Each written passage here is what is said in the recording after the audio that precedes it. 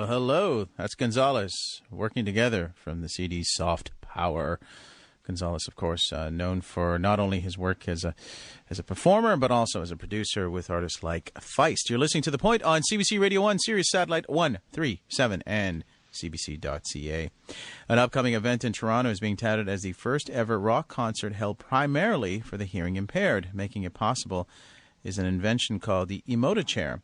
Frank Russo is a cognitive scientist and director of Ryerson University's SMART Lab. SMART, once again, stands for Science of Music, Auditory Research, and Technology.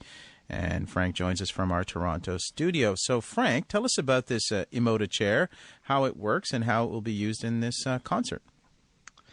Okay, so the concert is for the deaf and hard of hearing, as you just explained. So, of course, they don't have access to sound. So we need to do something different. And what it is that we're doing is we're basically taking the sound and filtering it in intelligent ways. I'll explain what I mean by that in just a moment. And we're redirecting it onto the back of the listeners so that they experience the music as vibration. So it's not too much of a stretch to think of music as vibration. Sound is, after all, vibration. The novel thing here is that we are actually separating out the vibration on the skin so that you can actually feel the lows that you would normally feel in a club through the baseboards, but you can also feel those highs that would normally be drowned out, masked, and not registered by our perceptual systems. Now, the concert is slated for Clinton's Tavern, if I'm not mistaken. You got it. Right, yeah. And it's supposed to happen in early March. But before we go on and explain a little bit more about the Emotive Chair in terms of how it works and what you wanted to elaborate on, the question is, why take it out of the laboratory setting, if you will, and into this live concert setting at Clinton's? 6 months ago, I would say it wasn't obvious that we'd be planning a concert. We knew from the start that there was the application in mind. This was not a basic research kind of project. We knew that there's people out there that used to have music in their lives that don't have it anymore, and we wanted to do something about it. So having a concert is a natural endpoint. We thought it would take a lot longer to get there. So recently we've done some demonstrations. We had an opportunity to do a public demonstration at the Science Centre in Ontario. Mm-hmm. Had an overwhelmingly positive response, and the students involved in the project sort of sparked this idea that we should why wait? Let's just do this. Let's book a club. Let's see what sort of interest we get from bands, get them involved, and promote the show. So that's where we're at. Okay. What kind of interest have you received from bands and from people who want to attend? So it's been really strong. On the band front, we started out with two bands that are close to the lab, and then a composer that has been a friend of the lab for some time. So the composer, Stefan Vera, he's produced bands like Chaos, Ivana Santilli. He networked with his colleagues, and some of the graduate students on the project who are in bands networked with friends. So we have bands like Foxjaws now, Ill Gates, who is a techno DJ, rapper, Hollywood Swank, they're a punk band, the Dufresnes, they're more of an indie band. So we really do have a diverse palette of music, and that's exactly what we want. Yeah. Now, getting back to the chair itself, you were talking about this Vibrotactile stimulation. Yes. How does that work exactly once these chairs are set up and the audience is in their seats? So it's all very, very safe, very clean, I'll say. The simple story is that we basically take different notes from the music, and we direct them to transducers that are embedded within the chair. So different parts of the chair vibrate, and when your body is sitting on the chair, you can actually feel that vibration through the skin. Mm-hmm. So you get the rhythmic elements of music, for sure. You also get a sense of the timbre of the instruments, so the difference between a violin and a piano, let's say. So we've shown that in the lab just recently, that you can discriminate these things based on vibration alone when there's no sound available.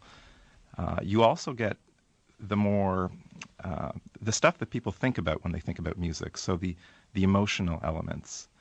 So we've compared the experience of the deaf and hard of hearing listeners feeling the music to the experience of listeners hearing the music, and we get a very nice correspondence. And how do you do that comparison? What exactly do you? I guess the results. There's a couple of things. Yeah. The results are subjective reports. So, tell me what this music conveys. How happy, sad is it?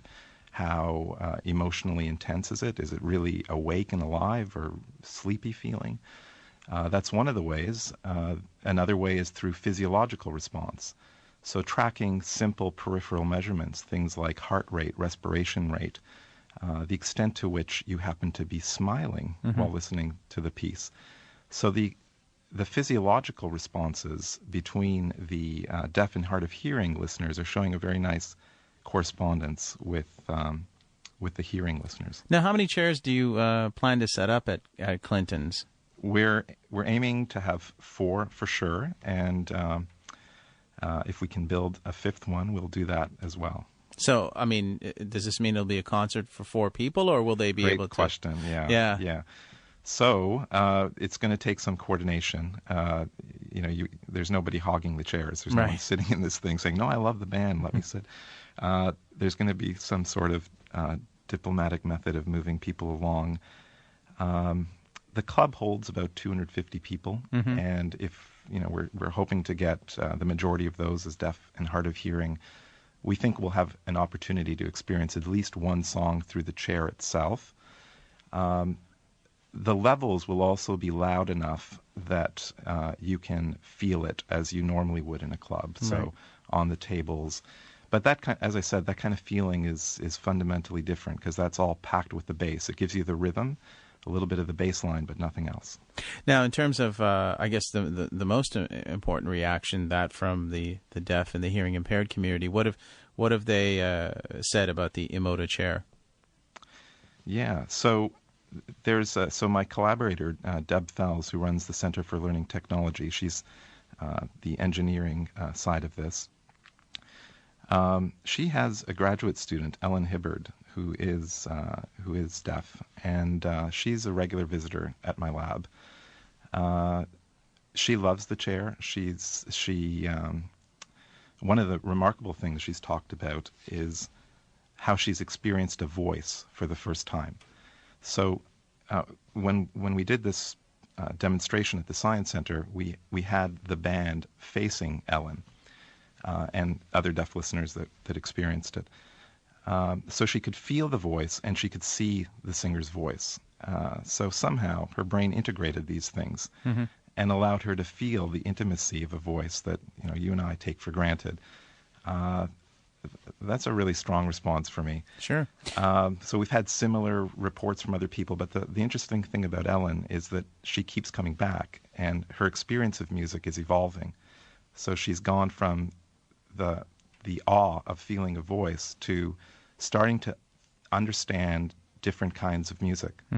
Haven't there been members of the community, though, that have been, shall we say, resistant and of the Emotive Chair, resistant to the Emotive Chair in terms of science getting involved, in the process of appreciating an art form like music? Haven't you received that kind of? I expect that feeling is out there. To be honest, we haven't heard it yet with this event. So there's been a bunch of blog activity recently, a bunch of press, and it's all been very positive. But I do suspect that given the history of science, the medical community, and the deaf community, I think there's some natural reasons to be suspicious about what we're up to. So I can speak to that. So there was a time not so long ago when the deaf were regarded as mentally retarded, and there might be a way to train these people into speaking. There's just something that went wrong along the way. We just have to correct it, and then they can experience culture the way quote unquote normal people can experience culture. Which is why they've been sort of, looking sideways slightly at science and the innovations that come about to try to quote unquote normalize their lives and have them experience life the way people who have their full hearing do. Right. I'd say that for the most part, it's generational. That's what we've seen. Okay. So, the older generation that's experienced some of this institutional prejudice, really, might be less open to the experience. And we've seen some of that in our data. So we had the chair at the Science Center for a few months, and we collected data on the experience. And that wasn't really, there wasn't that much deaf data there. There was a little. The other opportunity we had was to take the chair to the Bob Brumball Center for the Deaf. There we've got a lot of older people that have experienced this kind of prejudice. And there we got people that said, I don't want anything to do with this. I'm just not interested. Having said that, we also got people that tried it, and their reaction, again, was fantastic. Excellent. Some of these people had never experienced music before, and their spontaneous reaction was to dance with the hands. Maybe that's to be expected. They use the hands a lot. But we were just thrilled by it. It looked like they were conducting, interpreting the music. It was quite neat. Okay. Well, listen, Frank, I really appreciate your time and wish you well with this project. And good luck with the concert as well. Once again, it's early March when you've got it slated. March 5th at Clinton's Tavern in Toronto. All right. So if you're in the area, feel free to drop by and see what's going on there with the Emotive Chair. And again, thank you for your time, Frank. Thank you, Amir. That's Frank Russo, the director of SMART, Science of Music, Auditory Research and Technology, the laboratory at Ryerson University. He's also a cognitive scientist. And as mentioned, we really appreciated his time here on The Point. We always appreciate your time on The Point as well, listeners. And as always, you can post a comment to our blog, cbc.ca/thepoint. You can also give us a call.